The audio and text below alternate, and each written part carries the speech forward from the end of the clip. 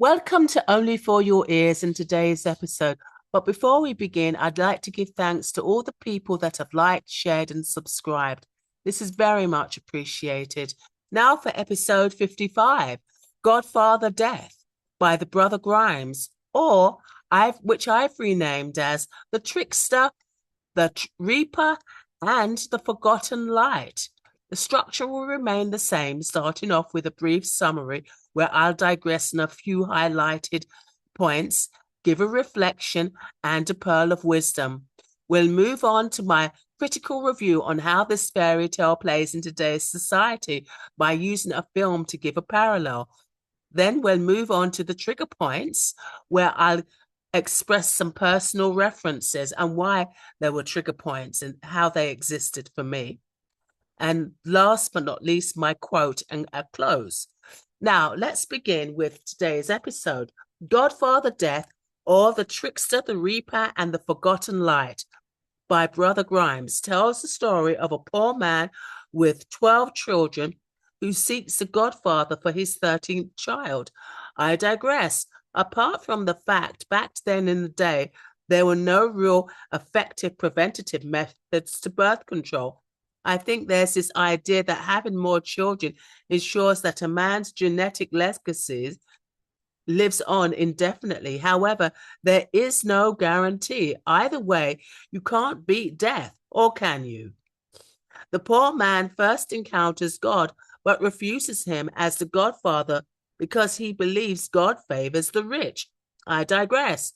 Wealth indicates God's favor or blessing, but God makes it clear that it's difficult for the rich to enter heaven because of the spiritual challenges wealth can create. Matthew 19, verses 23-24. Next, he meets with the devil, but declines his offer as well due to the deceptive nature. I digress. Of course, the devil is perceived as the evil one that makes us do evil things. True. But whatever happened to our freedom of choice? Didn't Adam and Eve have a choice? They didn't need to fall prey to the devil's temptation. Finally, he meets death, who he chooses as the godfather because death treats everyone equally.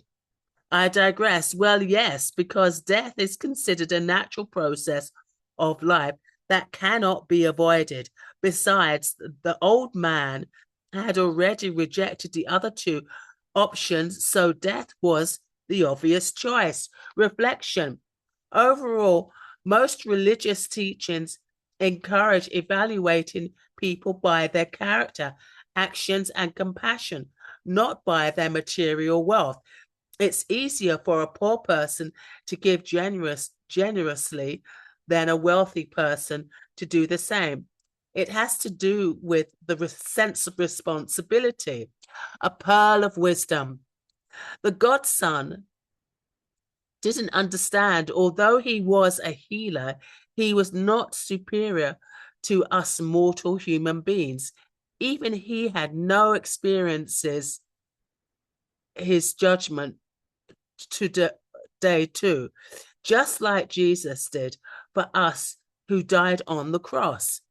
Death makes the child a famous physician, giving him a special herb that can heal anyone, so long as death stands at the head. I digress. Death knows the ego of us as human beings. Could death have been testing his grandson or his godson? If so, why? It's interesting he makes his godson a doctor to be the saver of lives, the ultimate hero, as grateful patients hang on to his every word of expertise. If death stands at their feet, the person is beyond saving. The physician becomes wealthy and renowned for his abilities, but eventually succumbs to the temptation to cheat death twice. I digress. I'm reminded of the God complex when people say that doctors have a God complex. It's usually because doctors are regarded as holding in their hands the power of life and death. The first is when healing the king, and later when healing the princess, whom he wishes to marry. The doctor had a choice to make, but he chose the temptation to defy death twice. I digress. Was this the devil's work, or was it his arrogance and greed at play? Reflection. Equality in death. The choice of death as the Godfather signifies that death treats everyone equally, regardless of their social status or wealth. This theme is emphasized throughout the story as death claims both the rich and the poor without distinction, reminding readers that all people share the same ultimate fate. A pearl of wisdom, the limits of human power. The tale emphasizes that humans have limitations and should not attempt to control or manipulate forces beyond their understanding of power. The godson's attempt to control life and death backfires, demonstrating that some aspects of life, such as death, are beyond human control. Death, angered by the physician's actions, brings him to an underground cavern filled with candles representing the lifelights of mankind. Death shows the physician his own lifelight, which is nearly extinguished. The physician pleads for a new candle, but Death pretends to grant his wish, only to trick him and let his lifelight go out. The physician falls dead, ultimately unable to escape Death's grasp. I digress. Death chose to teach the godson, a lesson, while the same time being perceived as fair, which is why he was originally chosen.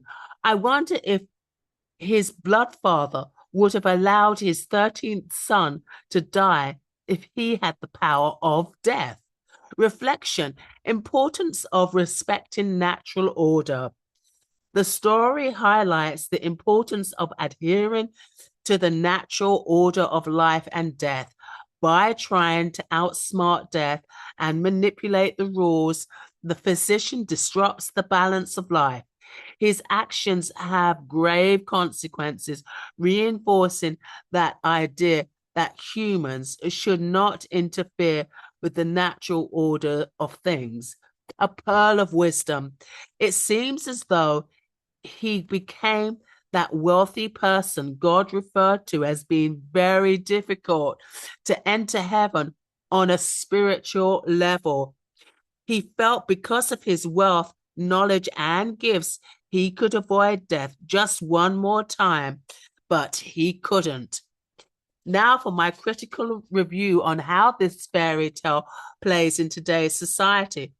This fairy tale will pique people's interest for the subject matter by the misconceptions that have been played out, starting with the father looking for the appropriate godfather for his 13th son.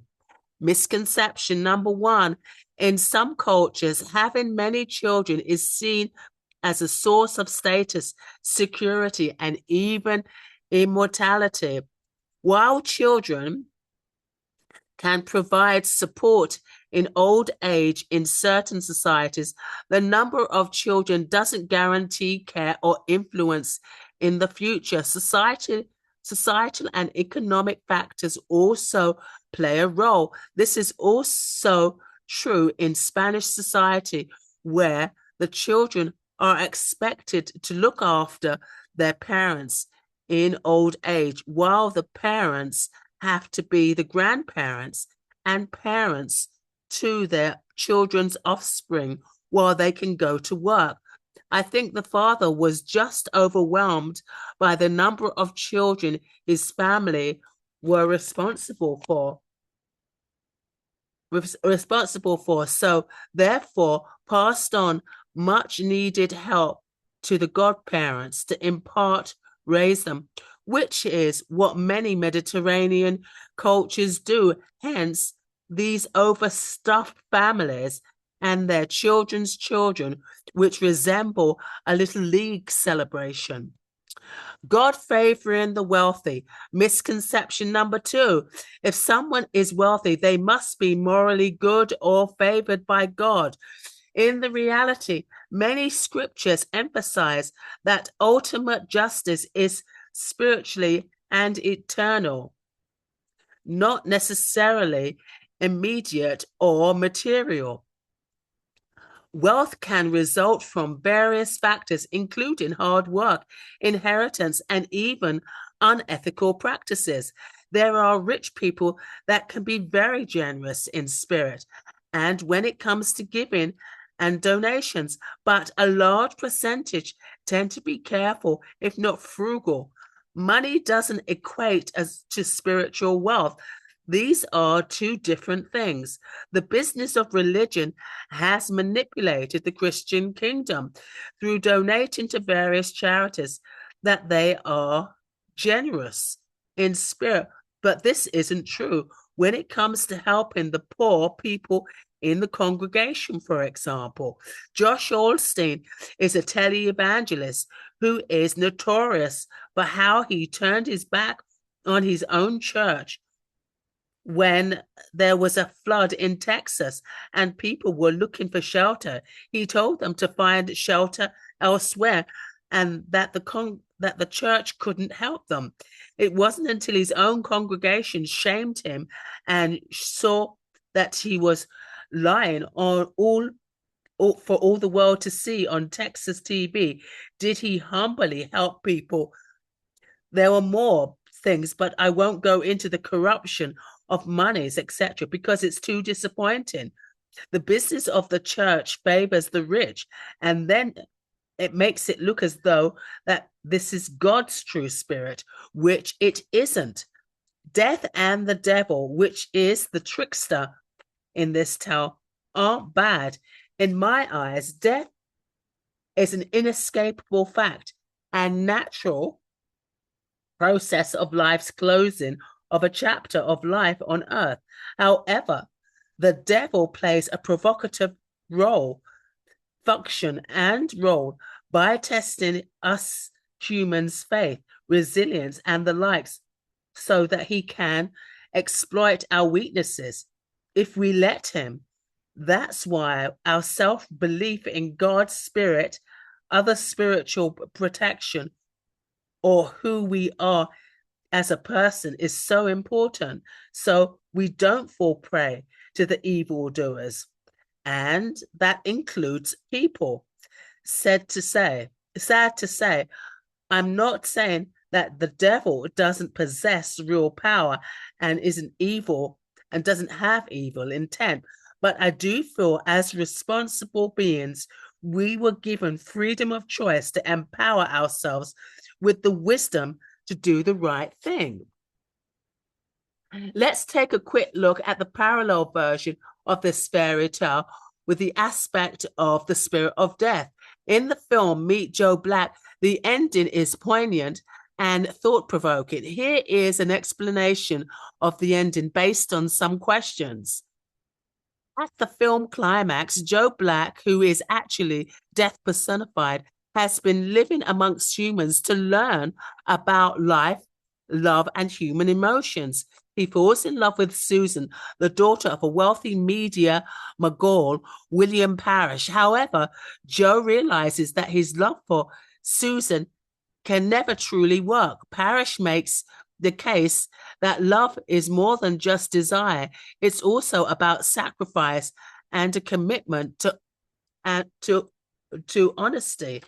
Remember, death in the fairy tale is indifferent to the godson's love for the princess, which is a human emotion the spirit of death does not possess. In a twist of fate, Joe decides to sacrifice his own existence as death to give Parrish a second chance at life, which is something the spirit of God of death wouldn't do. Joe miraculously revives Parrish, merging their souls for a brief moment. In this ethereal encounter, Parrish experiences the ultimate joy and fulfillment of life, while Joe gains a newfound appreciation for human emotions and love. The film concludes with Joe disappearing, leaving Susan and Parrish to continue their lives together. When Susan walks up to Joe after his disappearance, she realizes that he is not the same person she knew as Joe Black. However, she also realizes that he is someone she cares a lot about very deeply and who also undoubtedly cares for her. Joe Black made the type of sacrifice Paris Susan's father thought he was incapable of giving. The pair walk hand in hand back to the celebration as the party and the fireworks explode. So Joe Black, as Death, gives Susan's father a second chance at life. But in this fairy tale, Death refuses to give his godson that extra chance. Why do you think that was? Please leave a comment. I'd love to hear. There was another fairy tale I did about a sculptor who not only falls in love with his beautiful female form, but her essence. The god of Venus brings the statue to life and tells the artist that he will have to die as his sacrifice. But in this case, the artist says yes, because he truly loves this woman, which was the feminine essence of who the artist is. The god of Venus, who doesn't know anything about human feelings, even though he was given such a title, kills the artist. The woman is genuinely sad and has a love and emotion for the man who created her. At the same time, the god of Venus feels the love that the artist had and brings him back to life so he can be with his beautiful wife. Do you think the godson would have been given a second chance at life by the god of death if he demonstrated such a sacrifice for love? Now the trigger points. I have three. The first one is a misconception of church politics versus spiritual faith. These two are two completely different things. The church politics is the politics and the groups and the community groups and the money.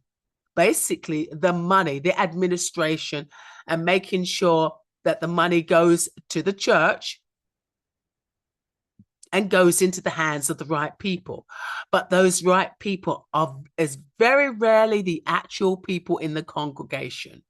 It has to do with their own specific needs and the church and the building and maintaining an impression, maintaining a reputation. Whereas with a spiritual connection, it's completely different. Spiritual connection in relationship to the scripture is that is the actual practice. The church is just a place where people mingle and talk and, speak about religion and God if they want to, but it's not the actual practice. And I remembered when I came back from Canada, what was really interesting, I had left the church a long time ago. I'd been there for 10 years and I decided to leave. And it was because I thought it's because I didn't really fit into the church, but it had nothing to do with religion. I was spiritually connected, but I was not connected to the church. The church was very, very dominant, and the religion and the spiritual part was not dominant. And so I decided to leave. And when I came back, I had a spiritual awakening. When I came back, the look on the people in the congressional people at the church, was amazing. They couldn't believe it. They actually saw the Spirit of God moving in my life. And they realized at that moment in time that even though they didn't like me because of politics, God actually loved me, and it threw them for a loop. They were devastated. So this is a clear example. You have the church and you have the politics, and you actually have the spiritual faith and the connectedness of the spirit realm and the unseen forces. The next one is about my father. Now, this fairy tale was about the Godfather. Well, I had a father, a blood father, but he really wasn't my father because he was absent. And for most of my life, I felt really abandoned and I felt very unloved. And I remember at the beginning of my practice, Christianity, I was given a tape to look at and to see that how God the Father could be my actual father here on earth in the spirit, but that was it. I wasn't really convinced. Then when my father actually died, my mother got married again, and he was the stepfather, and he was like a father to me like I've never known before. When he died in 2016 and the funeral was in early 2017, I cried so much. I almost washed the church. I was crying so much. I didn't realize that I would be so moved and so grief-stricken. And right there and then, I realized that John meant so much to me, even so much more than my narcissistic mother. And a couple of weeks ago, I realized that God is my Father in heaven and in the spirit realm, but he also sent me the perfect man to be my father. And it was John, and he was wonderful. The last one is realizing that God really, truly loves me. And one of the ways that God was able to truly get me to love myself was through me taking care of myself. Self-care. Once I started really taking care of myself, because I came from a place of such deep self-hatred. So the first thing, it wasn't even so much about learning to love myself. I had to learn to actually have some respect and like for myself. And once I started to do that and to self-care, God presented how much he really, truly loved me. So those are my trigger points in relationship to the fairy tale. I hope you enjoyed it. And now we'll close with my quote. Healing is a lifelong lesson, blessing, and gift we give ourselves, mind, body, and soul. Healing is a lifelong lesson, blessing, and gift we give ourselves, mind, body, and soul. Goodbye until next time.